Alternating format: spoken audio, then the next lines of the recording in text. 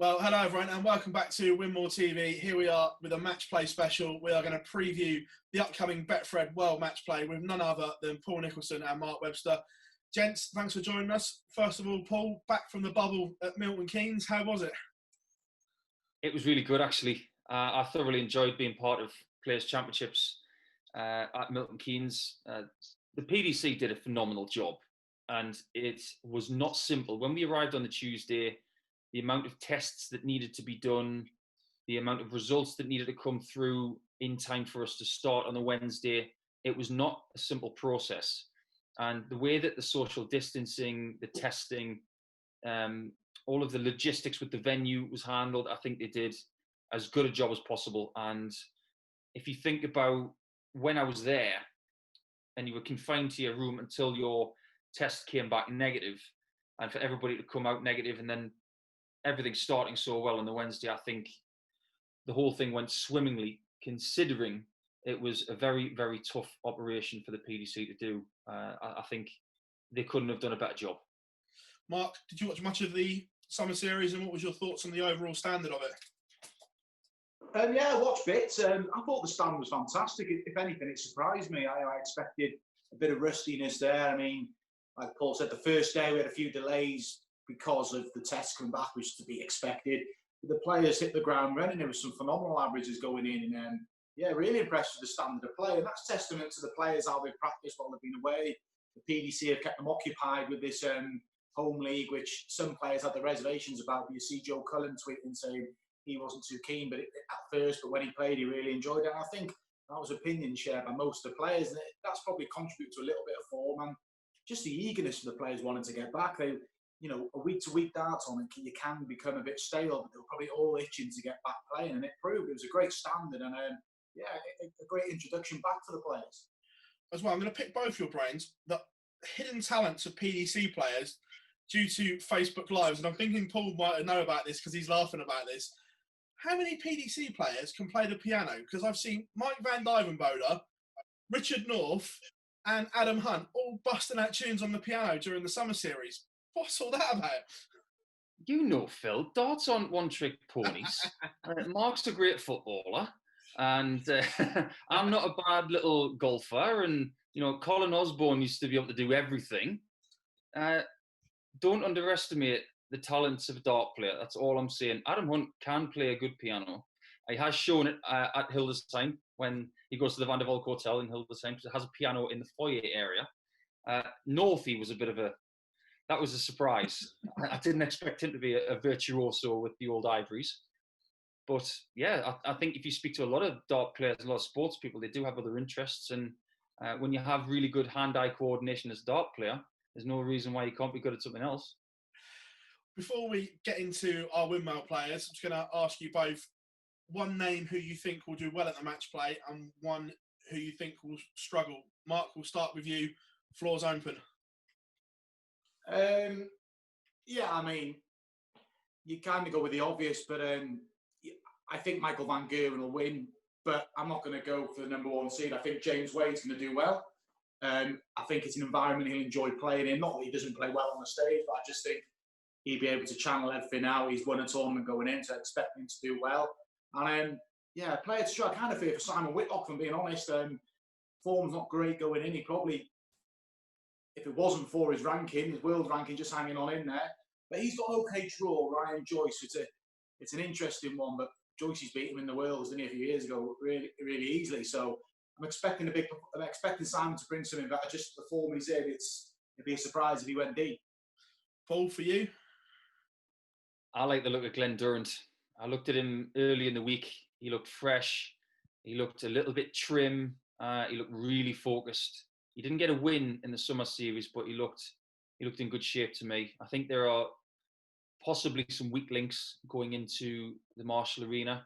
You look at someone like Ricky Evans, for instance, who was very lucky to get there, but he did play some decent darts. The thing about Ricky is he's been flipping between his old darts and his new darts, and I'm just not sure if there's confidence with the equipment. I'd like to be proven wrong there because I really like Ricky as a player. He's very exciting to watch. But there are genuine question marks about Justin Pipe with his tendonitis of his elbow. He's got a very bad draw with Gary Anderson, let's face that. But I echo what Mark said about James Wade. He looked really good in the summer series. And in his interview with Dan Dawson, he was talking about how it's good for him to get back to work. The work ethic that James has as a practicer is well documented. He doesn't like to practice, but when it comes to competing, he will put in what he needs to put in. But there are lots of question marks over certain players, and I think there's only a handful where you can say they are going to perform.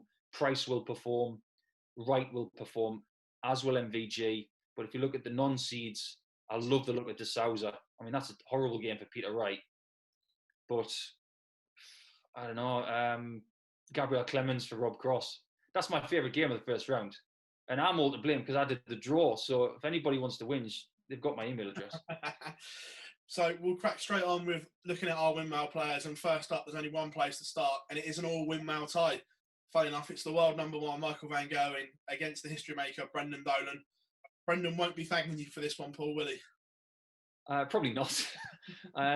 He was responsible for a very bad hangover I got at John Henderson's wedding. So maybe this is a little bit of a comeback to that. But no, the thing about Brendan is that over the last couple of years, he has played Michael and running close.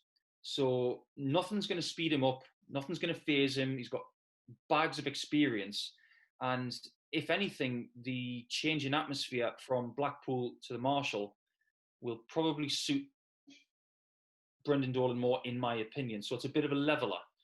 Looking at the form, Brendan will be a huge underdog, but I would never write him off. He's a very, very tenacious character, but I think Michael may be too strong in this one.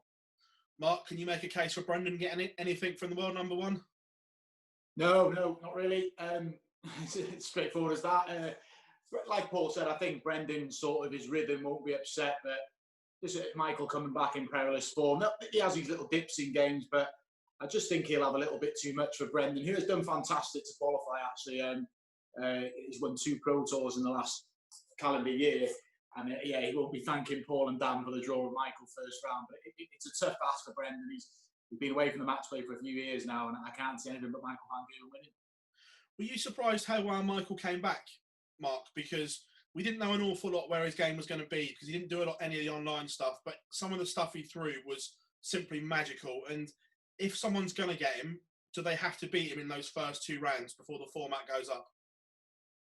Yeah, you'd probably have to argue that, wouldn't you? I mean, we saw it last year. Glenn Durran got him in the second round. That's just when the format first to 13, and he got really stuck into him, and he deserved to win. And I think, someone's got to get him early. I mean, his draw is Brendan first round, and he plays the winner of Simon Whitlock and Ryan Joyce, I believe. So you'd say that you'd expect him to come through that. But Brendan can upset his rhythm in the first round, but first to 10, I just can't see Brendan getting the result he needs against Michael. So I think we're all unanimous that MVG wins the windmill battle in the first one. Moving on in that same section, you touched on it there, Mark. It is Simon Whitlock against Ryan Joyce. There's history from the Worlds, and Ryan goes there with the better form, with a win under his belt. How do you see this one playing out? Yeah, well, I tipped Simon to struggle, and obviously I'd like him to do well because I know he works hard. He believes in himself. I mean, he'll be sitting at home now, and he'll be overly deterred of what's happened the last few days. He is quite headstrong in terms of when he has bad results. He thinks he'll put it right the next round. And Ryan Joyce is a good draw for him, but Ryan will be thinking he's got a good draw as well. I mean, you can talk about being that 16th spot, but let's be honest, you've got to get to that second round before you play Michael van Gerwen. If you're not seeded 16, you can draw in the first round. So it's a big opportunity for both players. And I think it could be a bit of an edgy affair, and they know what's probably waiting in the second round as well. Paul, how do you see that one going? We were talking before Mark joined us that you saw improvements in Simon's game, that he's been putting in some hard yards. Yeah, I love his work ethic. And during lockdown, he may not have been playing a lot of online tournaments, but that doesn't detract away from what kind of stuff he's been doing. And I was lucky enough to commentate on his match with fellow windmill player Scott Mitchell, and it was just sensational. And Simon didn't do a lot wrong in that match when he lost 6-5. He only missed 2 bullseyes in that whole match and 1 big number. That's all he did wrong. And I get the feeling with Simon that the belief the game is there, but he's up against someone who is genuinely not bothered about any situation in Ryan Joyce. That's why he's made a quarterfinal at the Worlds, a couple of years ago because he just doesn't get nervous. And he's lifted his capability, in my opinion, Ryan Joyce. When he won his title on Thursday at the Summer Series, he showed a nervelessness that Dave Chisnall had at the time. And you just get the feeling that that could be his biggest asset going into this game and this tournament. Because if you play your first match play, you are a little bit nervy. I know I was back in 2010, but Ryan's not like that. He's just going to approach it like it's any other tournament. And when he was interviewed after his win on Thursday, he was already talking about the next one is the most important. He just banked that one and he wants to move on. And I think Simon Whitlock has got a very tough game here. So both on the spot, who wins it? I'm going to go for Whitlock because I think that he will want this really badly. The clock is ticking for Simon, and I think he wants that last hurrah over the next 2 or 3 years a little bit more urgently, and I think he will just get the job done. Yeah, just to go against Paul, I think Ryan will get over the line. I think he's going to go there super confident. I think it's the best way to get in the match play is sort of sneak in the last few days. It's a different sort of will match play this year, so there's not that daunting, because Blackpool can be daunting. I debuted the same year as you, Paul. It is, you go and have a little look around and you're like, it is a daunting venue, but this is going to be completely different atmosphere. Probably similar to a stage floor game, if that makes any sort of sense. And I'm going to go for Ryan. Up next, it is Daryl Gurney against Ricky Evans. And this is a good tie, as we spoke about earlier, for Daryl Gurney, because there were signs in the Premier League before we broke for COVID that Daryl was just starting to turn the corner in his form. And at the Summer Series, there were signs as well there as well. So this one, it's a really intriguing one. And I quite like the look of Daryl in this one and can make a real case for him doing a number on Ricky Evans. Your thoughts on this one, guys? Webby? Yeah, I agree with you, Phil. I was impressed with some of Daryl Gurney's performance this weekend. He probably didn't get the results he deserved. He was involved in some epic match with Devon. I think there was a game where Daryl averaged 107, Devon averaged 106, and he withstood the barrage from Devon. And yeah, I think I agree with you as well, Phil. He was a bit unlucky in the Premier League. I mean, when he comes back, he's just, when the Premier League comes back, he's got a chance to assault that. And yeah, and like Paul said earlier, Ricky sort of struggled. He's hung on in there to qualify. And then he won't be going there massively confident. And he lost to Daryl in the first round last year, so that'll bear in his mind. And yeah, I really can't see beyond Daryl Gurney in this match. Paul? I completely agree with Mark, because I think with Daryl coming out and saying on social media that he barely picked up a dart in the 3 months that he was away from the competitive stuff, and he comes back and performs the way he did at the Summer Series in some of those games where I did watch him very close up, and the action looks very sharp. It looks as relaxed as I've seen in the last couple of years. He looks in a pretty good fettle as well. I think Ricky Evans is in for a bit of a tousling here if he doesn't get his act together, because Ricky somewhat hopefully made the world match play, whereas Daryl has cruised into this with his world ranking, and without any reps under his belt, he still looked a threat. And if he's got those reps under his belt now and a few more this week, he's going to be very, very dangerous. Well, we're all in agreement there. We've all gone for Daryl Gurney. Up next, it is the Dutch destroyer, Vincent van der Voort against Dave Chisnall. And this is a real intriguing game for me because we kind of know what we're going to get from Vincent. But Chizzy, on the other hand, you just don't know what we're going to get. So this is a real tough one to call. Paul, how do you see this one playing out? I think this is really, really tricky to call. I've looked at Vincent's action over the course of the last 5 or 6 days. He looks in pretty good, smooth mood. He doesn't look like he's in any pain like he's had in the last few seasons. But I worry for Chiz. Even though he made the final on Thursday and lost to Ryan Joyce, he mismatched darts, of course. And he did play some very good games in the Summer Series. But that throw for me is starting to break down a little bit. There's starting to be a bit too much of a hooky action after he's let the dart go. If that throw is not smoothed out over the next 2 years, I see problems. And I say that with a heavy heart because he's a good mate of mine. And I want him to get that elusive big title in the bank. But I think Chisnall's there for the taking if Vincent gets a decent start. And we all know that he can steam when he gets going. I think we could have a bit of an upset on our cards here. Mark? Yeah, I agree with Paul. This is a real tough one because it's like I said, it's all about Dave. Vinny always puts in a steady-ish performance. Dave can play out of this world. You see that game with Jeffrey de Swan with Wales. I see it's an incredible game, and he can play to those standards for this duration. But you're seeing the flakiness in him from 7-3 up against Ryan Joyce the weekend. It's all about what Dave Chisnell does, because Vincent will do what he always does. He's chipping away. He's done well to qualify again, because he'd fallen out the match play for a few years, but he's back involved the last couple of years. And he's beaten Dave in the World Championship really easily a few years back. I think Dave's had revenge. It's an absolute flip of a coin, this one. And I think it's what Dave Chisnell does. Vincent will play a good game, and Dave knows that, and he's got to perform. So, where's your 10 pence on the game then, Mark? Solely just because of the way Dave lost that game on the weekend, and he's just a bit flaky going in. I mean, he may prove me wrong, but I'm just going to back Vincent. It's literally a flip of a coin. I just think there's a potential for an upset in this first round. Same for you, Paul? Yeah, I'm edging towards Vincent on this one. I'm just looking very, very closely at Chisnell's game right now, and I think a B game Chisnell is still very good.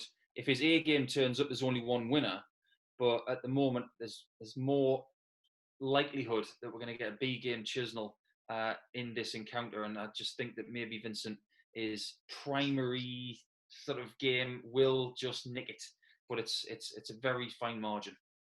This next one really intrigues me. It is the Iceman Gerwyn Price against Danny Noppert. And Danny Noppert was one of the real successes of the summer series for me. He was steady across most days. And I think this is a real tough examination for Gezi in round one.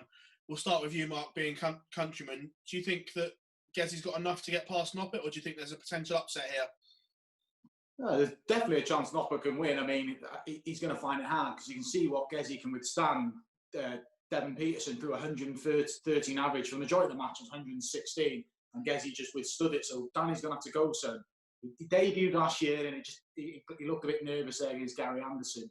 But they played before in the Grand Prix on a bit of needle as well, so whether that'll creep in. But I just think Gezi, the form he's in, and he was so disappointing how he performed last year as well, losing first round. He won't want to repeat that feat this year. And just solely for what he can withstand, it's just a massive assignment for Danny Noppert.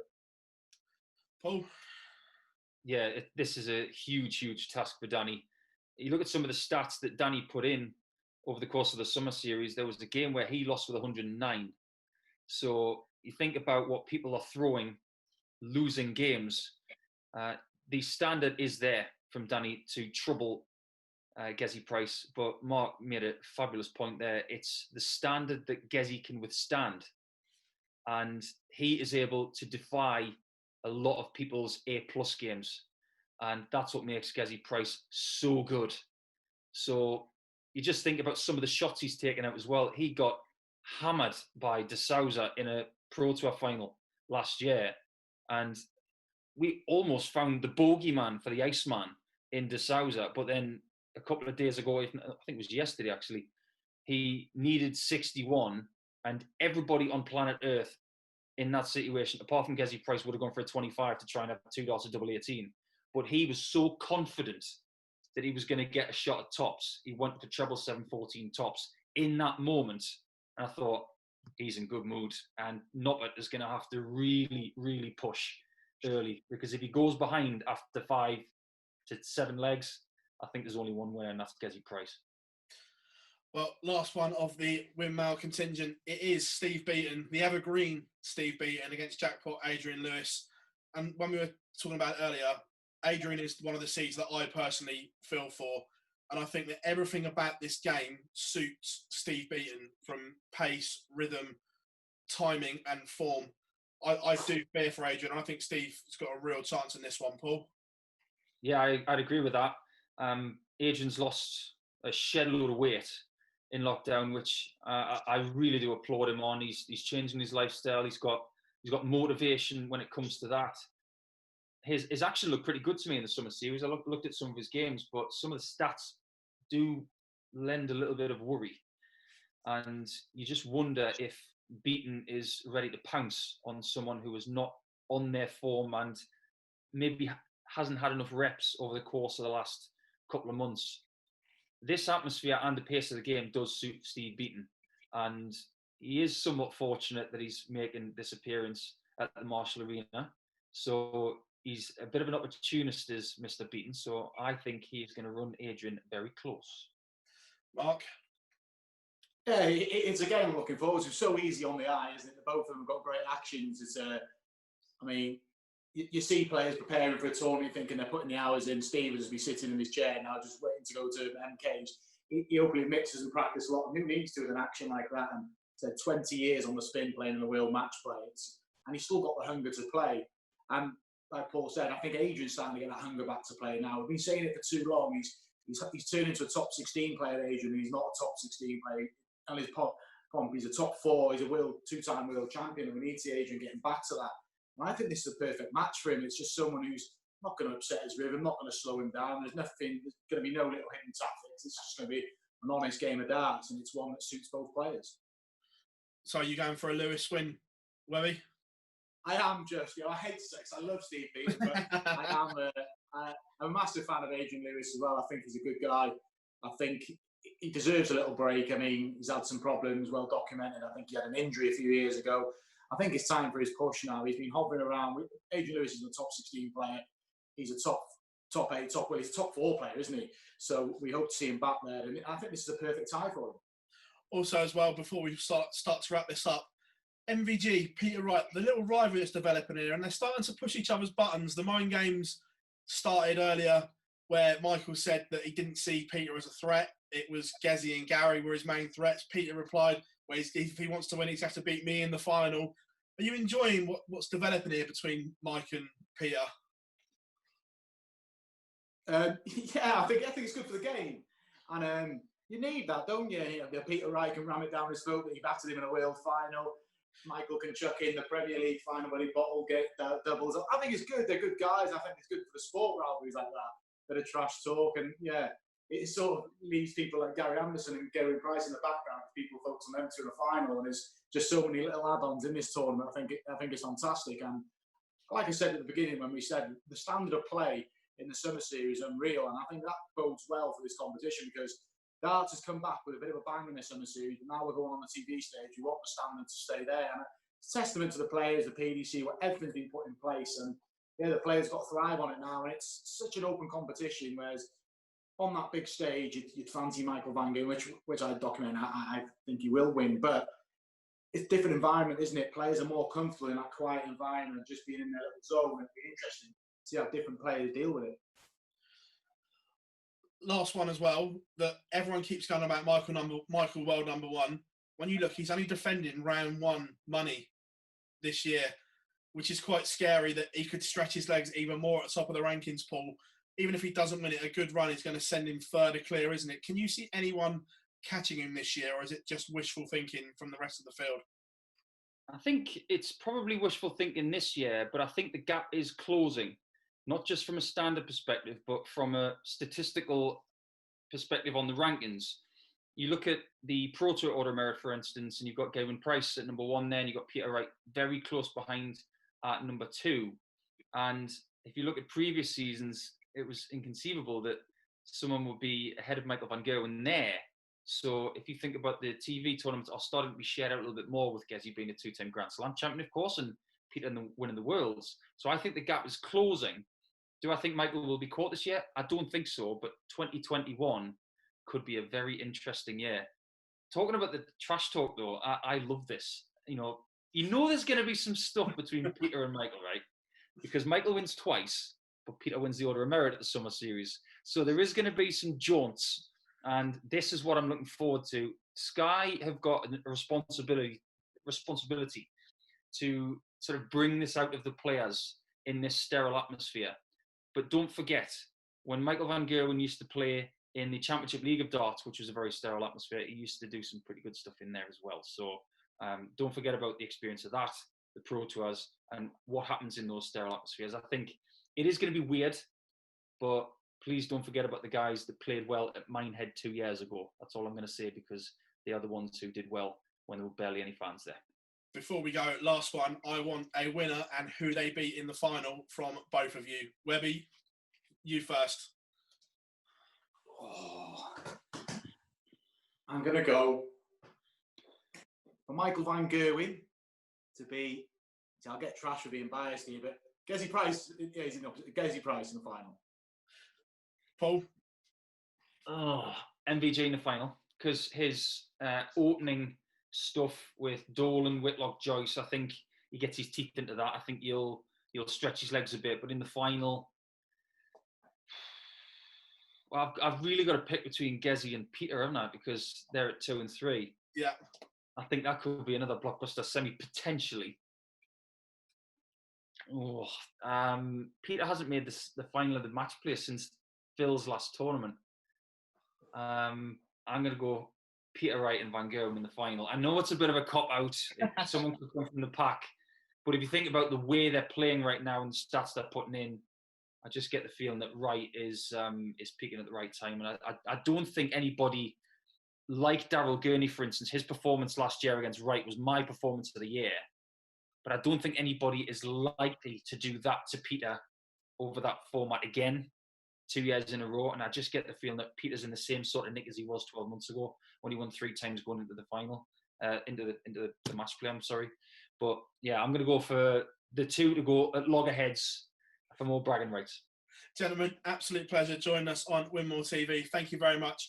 Then everyone, subscribe to the Windmill YouTube channel and of course follow us on all social media platforms, Facebook, Twitter and Instagram for all the coverage of the match play at Milton Keynes. Gents, thank you very much.